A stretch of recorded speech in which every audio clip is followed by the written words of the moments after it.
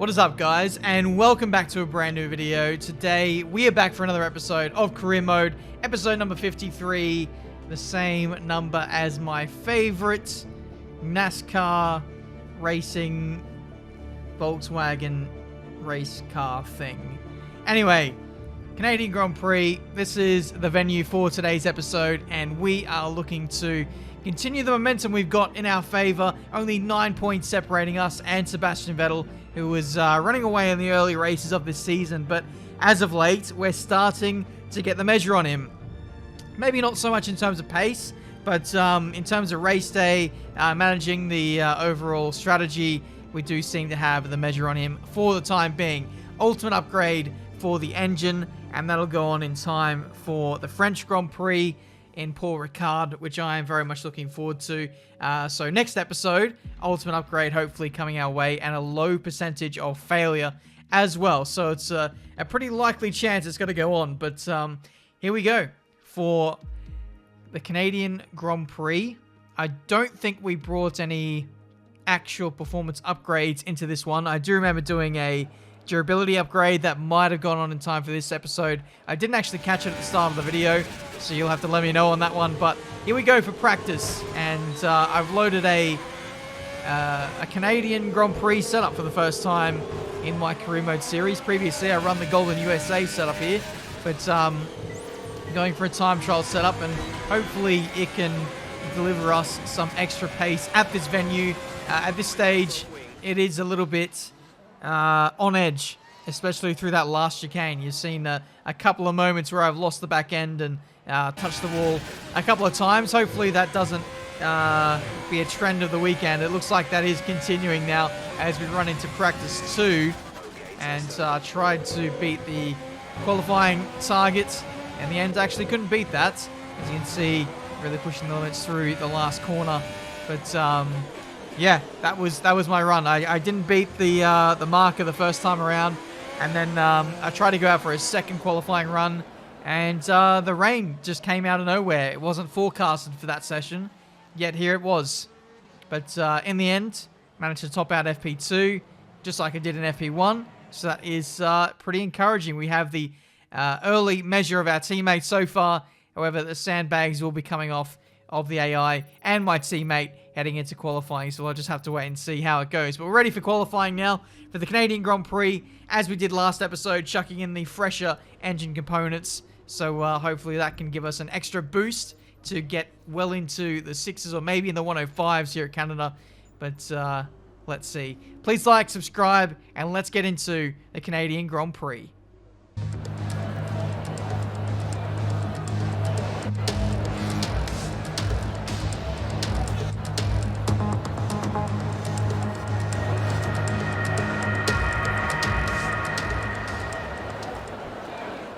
Qualifying time then for the Canadian Grand Prix, and things are looking pretty good so far this weekend, topping out all the sessions we've taken part in. And just as I say that, we lose out to our teammate Sebastian Vettel, who has thrown off all of the sandbags in this qualifying session. Moving into Q2, recycling a set of tires that I used in Q1. Obviously not going to be the greatest benchmark to lay down, but just thought I'd get a banker in anyway. It makes life a little bit easier towards the back end of the session. And 6 minutes to go, we chucked on a set of mediums. Again, struggling with the rear end through that final corner of the Wall of Champions. And hopefully that doesn't bite us too badly. I really want to clean up that run through there. But it's just, it's on a real knife edge. In order for the car to be fast, we're running like low downforce, 3.6 wings, I believe, and the back end is a little bit lively. The tire pressures are a little bit higher on the fronts, and I don't know if it's a time trial specific thing, but it means that, yeah, the rear end is just a little bit all over the place. I don't know. We'll have to wait. We're already committed to this setup, but going forward, that's something I'll need to keep an eye on. Is when the tire pressures are elevated on the front, it makes the rear a little bit more unstable, but it makes for a good qualifying car. The tire wear on this thing is pretty darn good. I think it can tolerate a little bit of oversteer here and there. But anyway, through the final chicane, nice run for us. We improved by 9/10 over our run on the medium compounded tyre. I thought I could have stretched it to Q3 on the mediums. I was right on the bubble there in P9, but I had to go out again on the softs, a fresh set of tyres at the end of the session, and that secured me into the next session. I actually wouldn't have got into Q3 if I qualified on the mediums.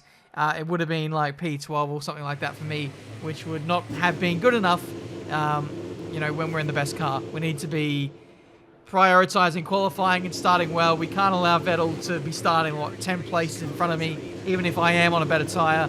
Vettel is very, very hard to contain.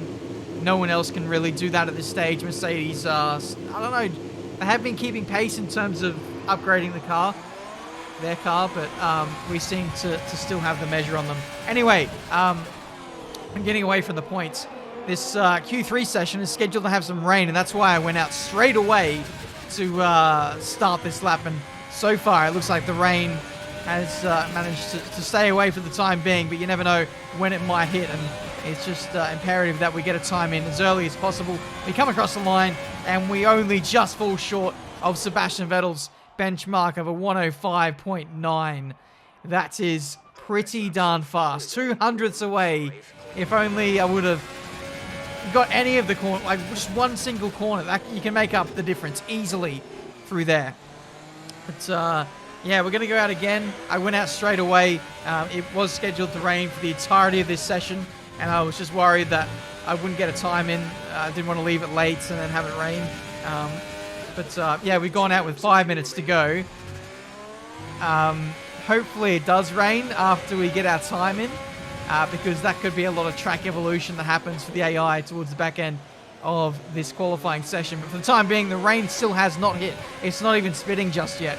It is still bone dry on the circuit, but we're up by 3.5 tenths as we approach the final chicane. Fly it through there, touch the wall once again for about I've touched the wall there about a half a dozen times this race weekend, but we do go to provisional pole position for the Canadian Grand Prix, 105.5. We've absolutely pulled that time out of nowhere. As you can see, absolutely perfect run through the final chicane with strict corner cutting rules. We absolutely maximize the entry and the exit of the final chicane, and touching the wall of champions for good measure with the right rear tire. We are on pole by 4 tenths, and it looks like it's still not raining, so the monitor has lied to me, and it is a nervous wait to see if we get toppled in this session. Fast forwarding to the end, and it is pole position for the Canadian Grand Prix. That was a lucky escape. I don't know why, but the game was lying to me, said it was going to rain for the entirety of this session. It never happened, and what's more impressive is we got pole by setting our final time with about, like 5 minutes to go, which is awesome. But we're changing our emote to Daniel Ricciardo's first win. He did the flex of the muscles at the Canadian Grand Prix. Hopefully that can be a good omen for me, and hopefully I haven't cursed myself. But we'll move into the race now, and we'll see if we can do just what Ricciardo did. Bonjour! It's time once again to go racing here in Montreal, the second largest French-speaking city in the world, and home since 1978 to the Canadian Grand Prix. Anthony Davidson joins me again for the race today. What do you make of their performance so far this season? Well, the atmosphere within that team seems very positive. Everyone seems like they're in great spirits and having a lot of fun doing what they do, and that's definitely contributed to the performances we've seen. Now that we've got some points on the board, let's continue this form and aim for another top 10 finish. 2 wins on the bounce, pole position, only 9 points away from the championship leader and in the best car. But no, let's just go for a top 10 if we can. I love your enthusiasm for this race, Jeff. Anyway, welcome to the Canadian Grand Prix. Playing around with the strategy, seeing if we can get away with something absolutely ludicrous for the second race in a row. I don't think that's going to be the case. I played around with a lot of things, and I think the 2-stop is the way to go. Looks like a 1-stop may be viable with a 2 softer compounded tyre, but with the setup that we've got on, it is a bit sketchy on the rear tyres, even in qualifying. I don't want to push it exactly in the race, so we'll see if we can win this race the conventional way. 5 red lights, and we are underway for the Canadian Grand Prix of Season 3, and it looks like a great start there for Sebastian Vettel.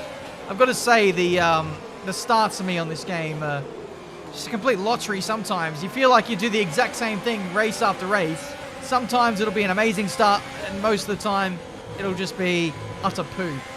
And we came up with lots of brown stuff on our hands today, unfortunately. Opening lap is okay. We're just trying to keep touch with Vettel. A bit of oversteer there on the exit of the first sector there.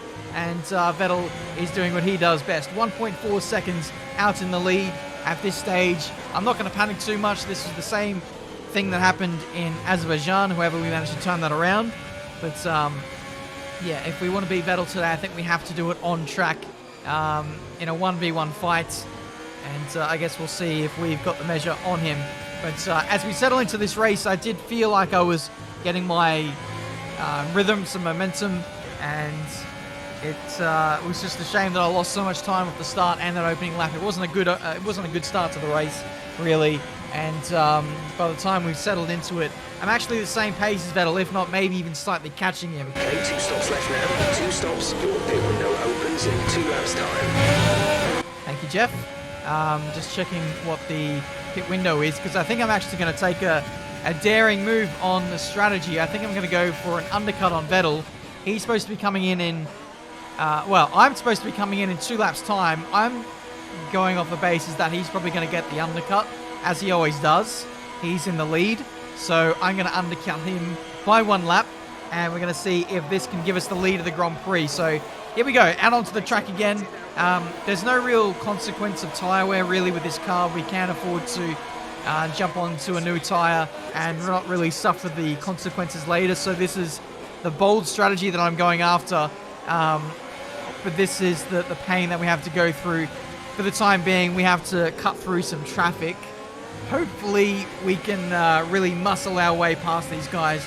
They are on older soft compound tyres and in much slower cars. So we should be able to really just dance around all these cars. Actually run rings around them, hopefully, with newer tyres. So I guess we'll have to wait and see. And we will have the slipstream and the DRS on these cars. So hopefully, if we're really efficient, we'll be able to actually gain time, maybe. But that's wishful thinking, I guess. We go up the inside of not 1, but 2 cars there. Ocon and Giovinazzi at the hairpin. And that is P15 for the taking, as we see the replay from the nose cam. And yeah, that was a very close affair. This one was a bit unexpected. Ocon just kind of caught napping behind, I think, Alexander Albon there. And we just got up the inside before the apex. And that was our corner to take. So P15, next up is Albon. Not really sure what he's doing down here in P14, but the Red Bull isn't the greatest in Season 3 of career mode. Again, running out of ERS deployment. We're going to go up the inside in a time 1, though. Easy affair. P14. And Vettel has not responded on the next lap, so he's carried on, which might actually help him because he's running around in clear air, which, the more I think about this, the more I think that this might have been a mistake, diving it in early for a new set of tyres. So now the panic in my mind starts to kick in a little bit, because we're realizing that we've compromised our race strategy quite heavily here. We get up the inside of Magnussen with a great move into the middle sector chicane. A very unconventional place to overtake, but when our competitors around us are on really old soft compound tyres and much slower cars, it makes life a lot easier for us. We're going to overtake Kvyat here around the outside into the final chicane. That is very, very brave from us indeed, and actually a little bit silly as we clouted the Wall of Champions on exit. Not only with the right rear tyre, but the car kind of rebounded and the front end plate kind of grazed up against the wall as well. Here's the replay that you need to see. And there we go. There is a little bit of a shark bite out of the right-hand upright. Thankfully, it's not the actual cascade elements, the areas of the wing that actually give you downforce. It's just the upright for structural rigidity. Does that make sense? The right-hand upright. Anyway, that hopefully won't slow us down. It might have a small effect, But I can tell you now, the car doesn't feel any worse. So we seem to have gotten away with that, with our realistic damage, simulation damage, sorry. So yeah, very, very lucky on our fronts. We're going very aggressive now. Absolutely hell for leather. We've got nothing to lose now in this Grand Prix. We are cutting through the traffic really, really well, but, you know, being tucked up in the dirty air of midfield cars is not going to be good for your long-running pace, especially when your teammate is running out in clear air with ultimate tyre wear upgrades. But he's into the pit lane now, and we'll see exactly what the damage is. He's actually going on to a set of soft compound tyres. So it looks like Vettel is going to have a cruisy run to the end of this race, doing a two-stop, and probably going to fit on mediums at the end, or if he's really silly, go on the hards. We'll have to wait and see. But now he goes onto the circuit, and he does rejoin in the lead of this race. I guess the thing that's really going to put pain to our race now is he's on softs, and there's going to be no chance that I can catch him with a harder compounded tyre on my car. But if we play the long game, we might be able to get him later. Maybe, if we're really lucky. If we stay close and keep up a really good pace for the time being, we might be able to get him on tyre wear later. It's a stretch, but to be honest here, guys, I've really screwed up the strategy here. I honestly thought Vettel was going to come in one lap earlier than my scheduled stop. Never happens. He stayed out longer than I thought in clear air and running at a really good pace on old soft compound tyres, and that really just kind of KO'd my race while I was working really hard to pass midfield runners. He was just cruising and stretching out his lead even further. And for that middle stint of the race, he really had the ascendancy on soft compound tyres, fresher tyres. The damage was done there, really. And we're at a point now on lap 21 where I'm debating whether I should do something different again and stay out on medium compound tyres to the end of the race. But I realised it's a lost cause because Vettel is like a second a lap faster than me, at least, on his new tyres, and I'm nowhere near my personal best. The tyres actually feel pretty average, despite only being about 30 or 40% wear on the rear. It's the way that I've worked my setup as well, which is, again, maybe a bit of a weakness, a bit of a lack of foresight for me. Not good not good in race conditions, it seems. So a couple of errors from me, and looks like Vettel is probably going to win this race unless there's some kind of miracle at the back end of this one. We rejoin on the circuit, and you can see the damage there, 11.1 seconds. We can say for the rest of this race we'll have better pace, and we will have a good chance of going for the fastest lap of the Grand Prix, which is exactly what we do at 108.1, which is only marginally faster than what I did at the start of the race, either on my first set of mediums or on my softs. I actually can't remember when I did set my previous fastest lap, but maybe there actually is a bit of damage on the old front right end plates, because we're struggling to beat our previous fastest laps. Anyway, it doesn't matter. We're not going to win the race. Vettel is 10 seconds out in the clear. We do go marginally faster, 108.0 there on the previous lap. And then for the rest of the race, we were just managing the gap to the Mercedes cars. I was like having charge up laps where I'd charge up the battery, cool out the tires a little bit, and then go for qualifying laps. So in actual fact, I gave up more time to Vettel than what I should have, but I was really just making sure that I could secure that fastest lap. And that was the race. Vettel wins. We come home in P2. A lot of mistakes from me today, which I need to address. Okay, good job, mate. Really well done. That was a fantastic drive. Anthony Davidson, a resounding victory today. What set them apart from the rest? Well, they certainly stood out as a driver with tons of confidence on the track. I think their ability to keep their cool, even during some of the more hectic parts of the race, meant they were able to capitalise on the mistakes of other drivers, giving them the opportunity to make their way to the top spot with ease. Welcome then to the podium, our top three drivers. What a great effort from them today in a very difficult race. So choosing a new emote before the start of the race, thinking that I'd be a good chance of winning, was a curse in the end. And it's our teammate who gets the ascendancy on race day. Fair play to Vettel. He was really, really fast, and, you know, he didn't put a foot wrong. He drove a brilliant race, good start, good consistency, good strategy for once. And he really put the pressure on us. that's the beauty of what this race was. It might be boring to some, but to me, that was a really tough race. One that I actually quite enjoyed. So, yeah, it was actually really, really close between myself and Vettel. Not much was going to separate us in this race, so I decided to take a couple of chances with the undercut. Unfortunately, that didn't work, as you saw. And then the setup probably could have been a bit better. I did go for a qualifying style setup. That's maybe why we got pole position, and then why we weren't as strong in the race.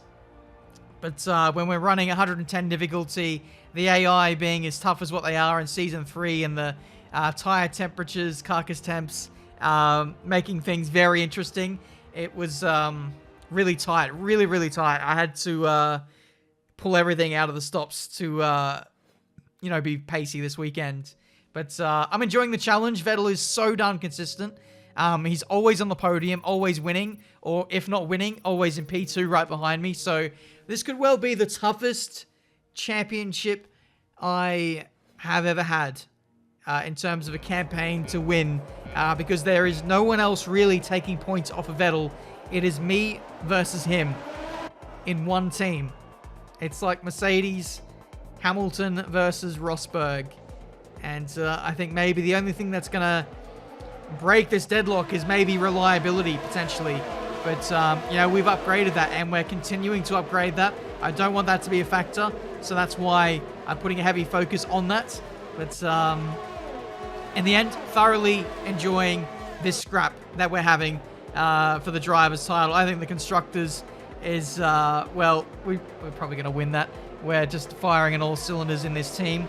But it's all about the 1v1 for the driver's title between myself and four-time world champion Sebastian Vettel. In today's episode, we were really just sitting in his shadow, and come the next race, hopefully things go back in our favor. I think Vettel has extended the championship lead to 15 points. It was 9 heading into this one. We did get the fastest up, so we did take 1 point back off him.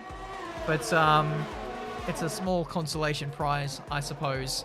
We'll regroup, move on to the next race, which is the French Grand Prix, I think. And with that race, we have ultimate engine upgrades heading our way. I didn't actually see if any other teams brought upgrades heading into Canada. The performance graph update was actually not for this race. That was for an update for the previous race. So we'll see. I'm guessing no one really brought upgrades because we were very fast here. We weren't even challenged by Mercedes today. I was able to, like I said, back off on some laps, charge up the battery, go again, and have a go at Vettel. But yeah, that was it. Hopefully you enjoyed the opening stint of the race. There was lots of overtaking there. Really cut my way through the field, but that was the only battling we had. We had the battle with our teammate all race long, but that was more a mental game. Anyway, until the next one, I'll see you next time.